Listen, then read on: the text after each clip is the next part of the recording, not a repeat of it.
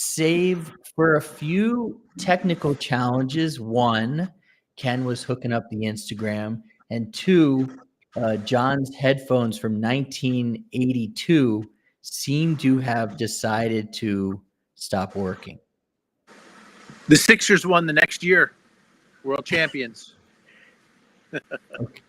And that is a long forgotten memory, and so should your headphones. And John and I are going to be together 1 week from today up in Philadelphia. So I'm going to take my Uncle John to get some new headphones together. There they go. Goodbye. Last time John and I were together, we got you, well, this is not the last time, but one of the times we were together, we were in an airport in Monterey, and we got you a badass backpack.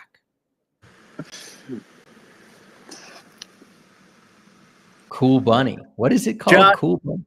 No, Psycho Bunny. You take care of me. You're always looking out for me. So I appreciate Psycho that. Bunny. Headphones, Psycho Bunny. Good fashion, backpacks. And I sweated over that backpack forever. Like, should I do it? Should I not? And you were like, man, you only live once. And I'm so glad I did it. And you know how many compliments I get on that? I bet. People who say, what's up with the Playboy bunny bag? Or people who know, and they're like, that is a cool Psycho Bunny bag. So, that's cool. And then, John, I forgot to tell you, Camila and I went shopping this weekend, and we got matching bracelets. Mine has a red ball. Hers has a brown one. And your son is walking around Massachusetts, right, with one of these. That's right. Well, actually, New Zealand. And he's on his school trip. He was in Nepal last year, New Zealand this year. When the school trip agenda comes, they come out and the itineraries. He kind of looks and he calculates what's the furthest he can get from home. Yeah. So last year it was Nepal. This year it was New Zealand. So safe travels to Benjamin Gamba. Good for him. So today we're talking about turning feast into famine. Ready to turn feast or famine into predictable growth. And we're going to talk about that in 3 different ways. And you and I love the power of 3. So Those 3 ways are, first of all, one way you can do it is you can listen to us today, and we're going to have a bunch of tactics of getting those deals that are stalled or those people have ghosted you. We're going to get your input on that. Number 2, the doors on the Ed Sales Elevation Experience are closing tonight at midnight. Cohort number 10. We've got some fantastic people. We have a few slots left. And so those doors will be closing. And then we also have the Catalyst event that will be on June the 6th. And that's another way to move towards predictable growth. Those sound like 3 wonderful ways, hopefully. Yes? Absolutely. All 3 of those are opportunities to engage, to connect, to collaborate. And I love this subject. This is a really great one, Josh. Cool. Let's work backwards. Okay. Mm-hmm. Let's start with the Catalyst event on June the 6th. Talk about first of all, how did this event come about? Because it's in year number 2. What have you guys got cooked up? And I can tell you, there is a contingency of Ed Sales Elevation experiencers who will be descending on this event. So we're super excited, but tell the rest of the world about the event. Yeah, so it's June 6th, and it's interesting, Josh, because for a while, I've been here right around 6 years, and we constantly have discussed our strategic plan and our strategic vision. And one of the things that we did not want to do is to be an event organization. We wanted to be an entrepreneurial support organization that really provided self-paced standalone programs that entrepreneurs could engage in at their own time, at their own pace, on their own time, and especially during the pandemic, that could be administered and provided primarily virtually. But when we did our surveys and we reached out and we talked, we got out of the building and talked to the stakeholders who we were supporting, one of the things that they said loud and clear was that they wanted to engage and confer and have personal time and personal interactions with people. After the pandemic, people get really tired of bad headphones and ear infections and Zoom calls, and wanted to come together. And so last year we had our first annual Catalyst to Penn GSE Summit, mirroring our virtual accelerator with programming through the lanes of leadership, product, market, and fundraising. Rave reviews. People wanted to come back. We changed the program a little this year, and here we go. We are now focused on year 2. We are almost sold out, so please register if you haven't. It'll be on campus here in West Philadelphia at 3700 Walnut, in our new Penn GSE building with some really, really awesome speakers. So that's a little background, and we're super excited to hit year 2.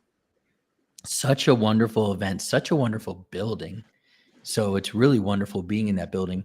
And anybody who's watching online, feel free to hop into the chat, tell us where you are, tell us about your business. Feel free to drop your LinkedIn profile, because a lot of us connect on LinkedIn. And feel free to message me directly, because I have a special discount for people who message me directly.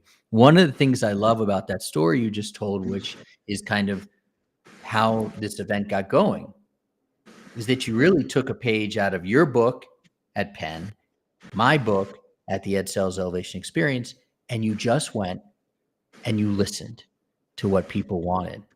And, you know, you and I have experienced a few different times, and specifically at South by Southwest EDU, that people really do want to get together, and especially entrepreneurs in the education space. So you went out and listened. Yeah, 100%. I think that's really important. It's not so much what we want to do; it's really what our stakeholders want to do. And we did hear loud and clear that people wanted to come together. People wanted to break bread. Some really great speakers at this event. You being one of them, Josh. Sharing your insights on lead generation and signature solution, and the incredible work you do with your customers and clients. But we also have Claire Zhao from ASU GSV, who will be speaking, Matt Tower from Whiteboard Advisors, providing a perspective on the market. Our good friend Doug Roberts from IEI, he'll be there. Ed Metz, who will be there talking about research to practice and what's going on at the Department of Education with the great SBIR program. So action-packed. Our great Dean, Catherine Strunk, will be there. Our Vice Dean, Michael Golden, will be there, all speaking about innovation and advancing research to practice, which is the secret sauce here at Catalyst at Penn GSE. It really is. And I'm so excited. And I love this event because it's so packed. It's not extended, 2-3 days. You really have to take advantage of every single minute that you're there. So let's put a bow on Catalyst for now. Let's talk about how I have done a little bit of listening today. Rick, welcome in. Got to meet Rick a couple days ago. John, you and Rick should talk. Super, super good guy. Been in the space for a while. I invited him to Philadelphia, but not sure if he's going to make it from Chicago. But he said, you know what? I'm going to be here on Thursday. And so you and Rick should connect, and everybody in our audience should connect with Rick. He's been in ed tech sales. He is a leader, and he's really chill. So he fits right in with us. Awesome. Hey, Rick. This morning I was on a call talking to somebody who I'm pretty sure is going to take one of our slots here at the Ed Sales Elevation Experience. And we were talking about when literally the time it should start. I go between 10 o'clock Eastern and 1 o'clock in the afternoon Easterns when we start these things. And he said, well, 10 would work well. And I said, you know what? We're going with 10. So cohort number 10, if you can believe it, on June the 10th, will start at 10 a.m. Eastern. And I'm really excited about it, John, because we've got some companies that are really on the cusp of some very cool things. And they all have the same challenges that you and I know are: credibility needs to be boosted. Messaging needs to be sharper. The signature solution needs to be designed and developed and delivered well. And then we need to get out and do the type of lead generation that we believe in, which is consultative, which is an opportunity to listen, and then be there for people to help them. So I'm really excited for this to get going. Can you talk a little bit about what you're seeing recently? Because I know you look from the outside in on the ed sales elevation experience and why people should join who are potentially in positions where they need to boost the credibility, work on the messaging, and get that signature solution. So I'm no numerologist, but 10. I mean, Pele, right? I don't know if there's any better 10. And I don't know if there's any better person that epitomizes those values that you just described. Sharpening your skills, ensuring your message is clear, making sure that you're into repeatable, predictable growth. One word just stood out besides thinking about the great Pele is standardization. When I think of feast or famine into predictable growth, I just had a great conversation with an ed tech mentee, Josh, and we talked about what is more desirable, 10 deals at 2,500 or 5 deals at 5,000. I'm going to pause there and see how you would answer that. I am living this, John. I'm truly living this because I have continued to raise the prices on the ed sales elevation experience through a coach of mine who has given me the support to do that.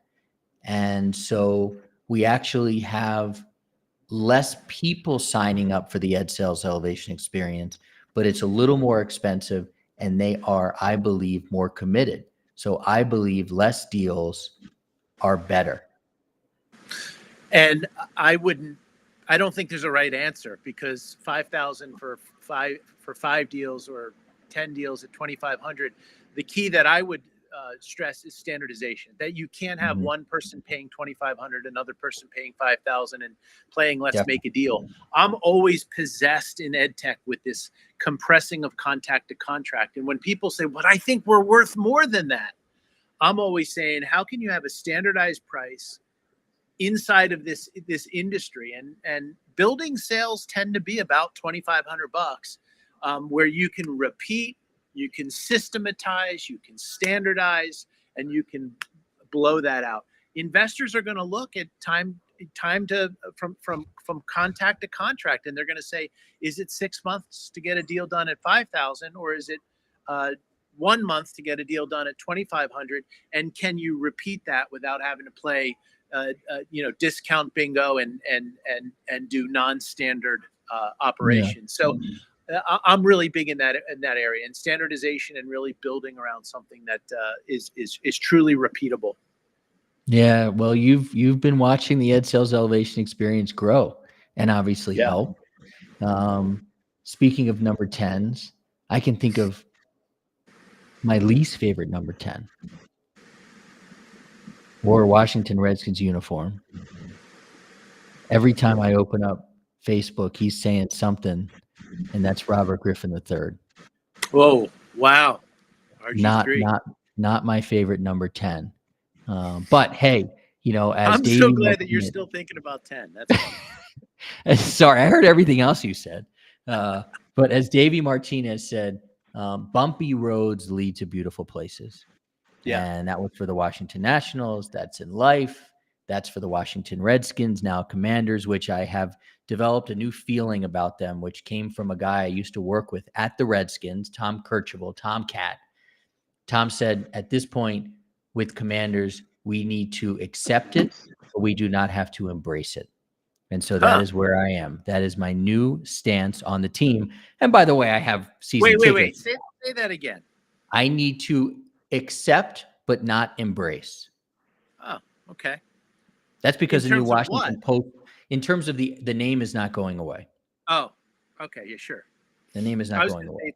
That doesn't sound like the culture of the Commanders right now, because there's just so much hope that this team is built for speed and this team is built for excellence. So go, baby. Let's go. Well, let's talk about. I hear you on the name. Those are the reasons I have to accept the name. Let's talk about some of the reasons why hopefully people will join the ed sales elevation experience. The doors close at midnight tonight, and we do have people who at 11:58 pull that trigger, and I get it. I'm not that type of buyer. I think you're that type of buyer. But when I see something, I just go for it because I know otherwise I'm going to go back and forth. You have to be in a stinking airport in Monterey to make a move like that. But here are some of the reasons that people, I think and hope, are going to join the Ed Sales Elevation experience. It is a repeatable sales engine that you need and you will get. We will not just give you tactics. We are going to conquer LinkedIn so that it converts for you. John knows I'm a huge, huge fan of LinkedIn. We've got to end that feast or famine cycle, especially before the summer. It's sinking in for everybody that summer is coming. I know the weather's changing up there. And we have our proven results, which, if you and I had talked about this, and we did years ago when I started the Ed Sales Elevation experience, the results weren't there. But at this point, more people are joining the Ed Sales Elevation experience because they are hearing from other people the success that they are having, and that's critical. And that's how other people really begin to trust what we do. Can you talk about that and how other people can relate that to their businesses and education, that it's not about your features, it's not about your benefits. I'm not going to discount those things, but when they hear from the success of other schools or other school districts, that really counts. Yeah, I think so. I go back, so I spoke about standardization. I think repeatability is important. I think systematizing your process, which I think you and your clients do really well, hammering home that it's not just willy-nilly. I think it's important for some trial and error. I think it's important to go through a discovery process. But once you get it, I think repeatability and really honing that craft and really, doing it over and over and over again,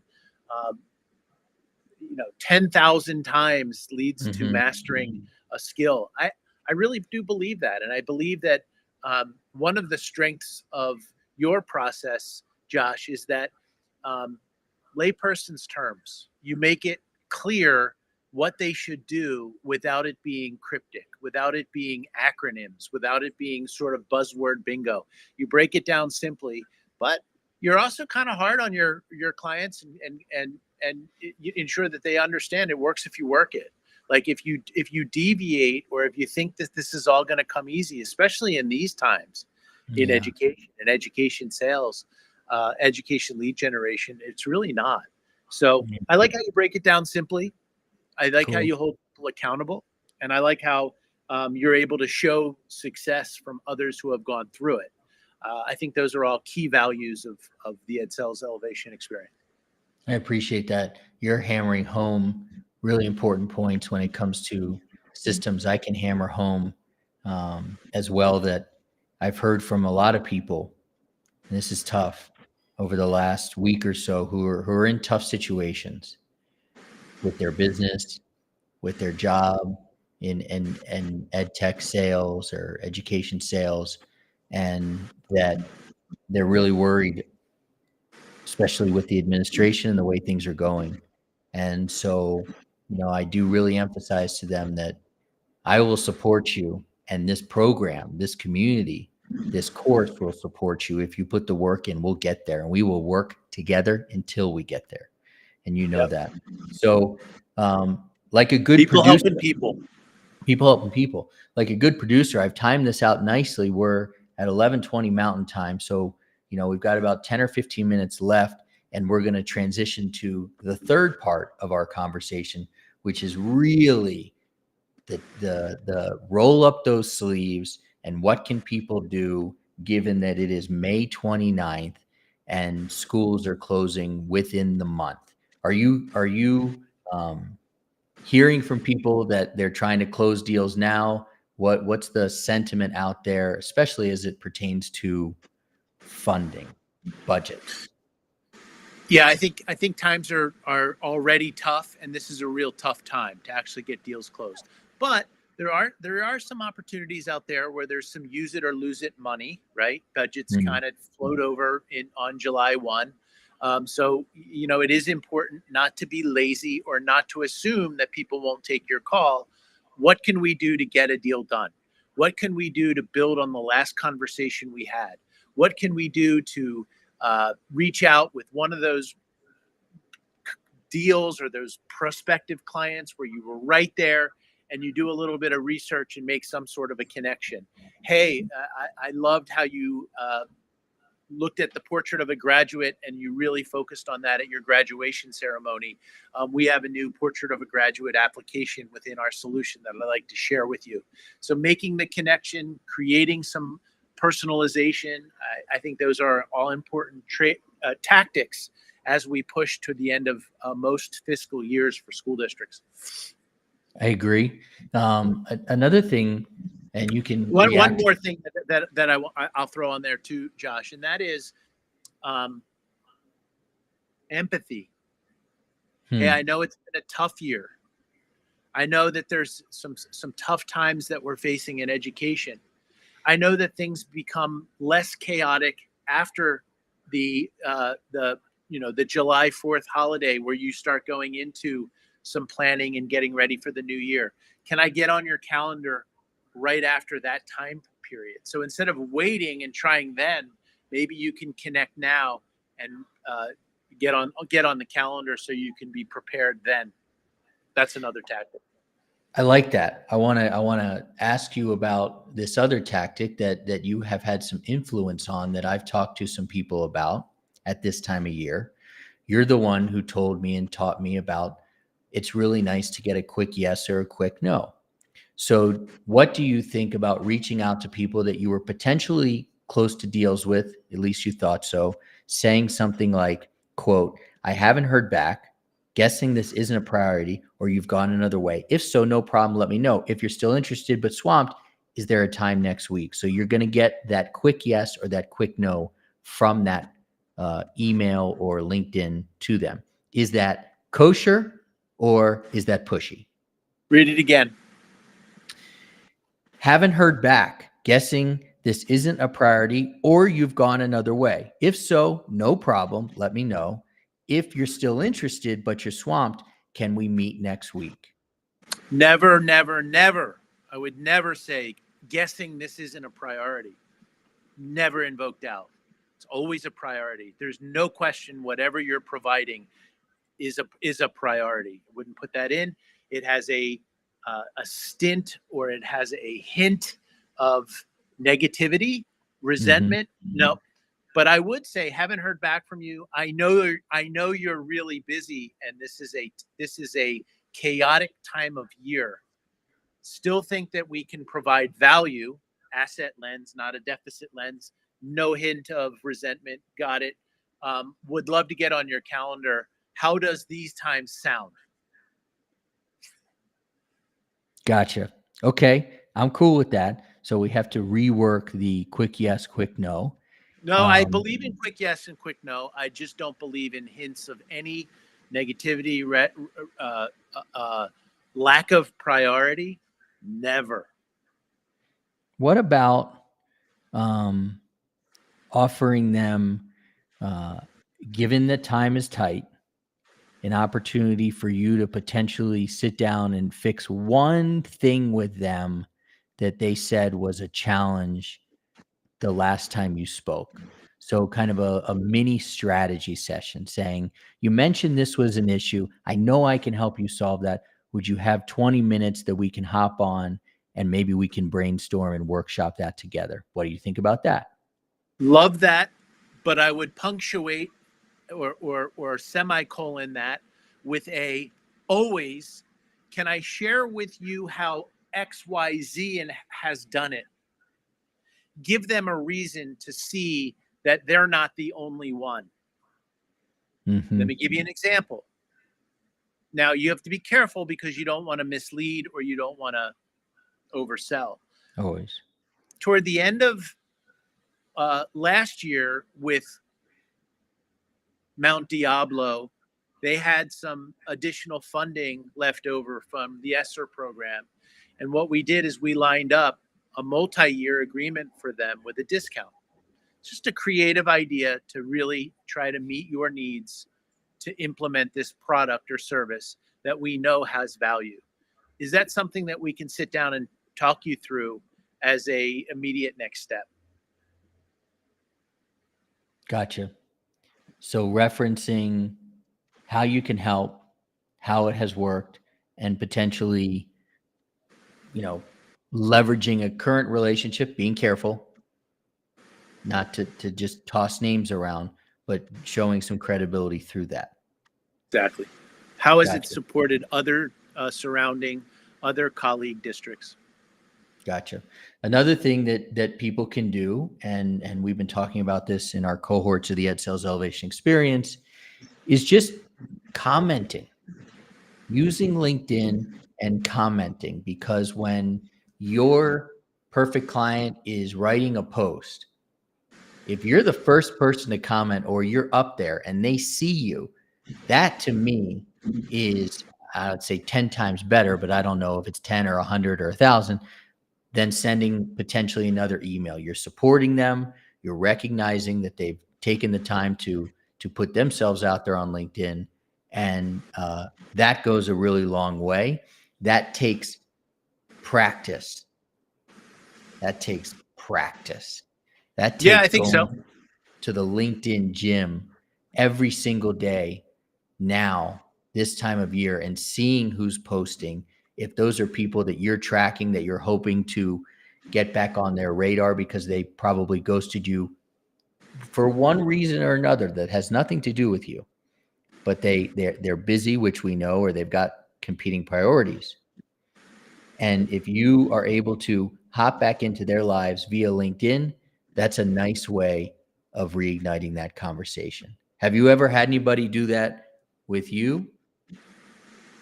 Well, first of all, I do it, and people do it with me. I think being front of mind is great. I would say succinct, genuine / authentic, and pithy.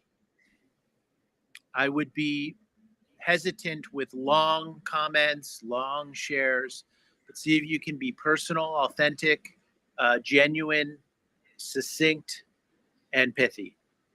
It's so interesting. One of my mentors, pithy, Pithy. One of my mentors coached me that when you're going into a speaking engagement, be clear, be quick, and be gone. I think that's a pretty good piece of advice for people who are going on LinkedIn. So get in the gym, constantly do it, be repeatable, but don't be droning on and on. You're right. It has to be that way. Let's talk a little bit about what people can do to get in touch with you. I was reminded that because I've been looking at some of our shows, and as we get towards the end of each show, John, I think that we wrap up and we rock and roll out, and we don't necessarily, even though we are available to people, we don't necessarily say what's the best way to get in touch. And you and I would love to help people and always be in touch. So I thought I'd give you the mic here today to say what's the best way to get in touch, and then please also give another plug for the Catalyst event.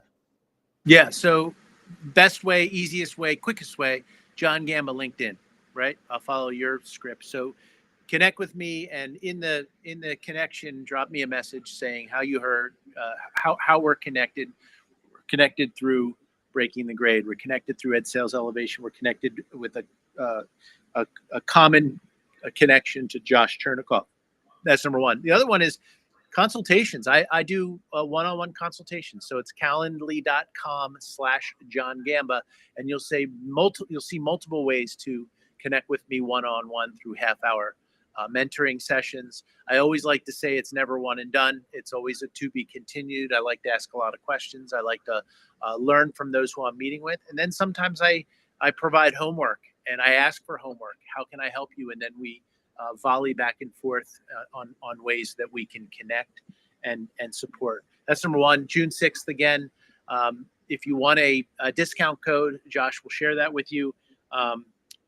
We are so excited to welcome some VIPs, including yourself, Josh. And I'd also just say, really strongly considering the Ed Sales Elevation Experience. You won't be disappointed. You'll cohort 10. Maybe I'll just end with this. My least favorite 10s. Eli Manning, Tyreek Hill, and Chipper Jones. Wow. Hate them. Go through that. Walt Frazier, solid.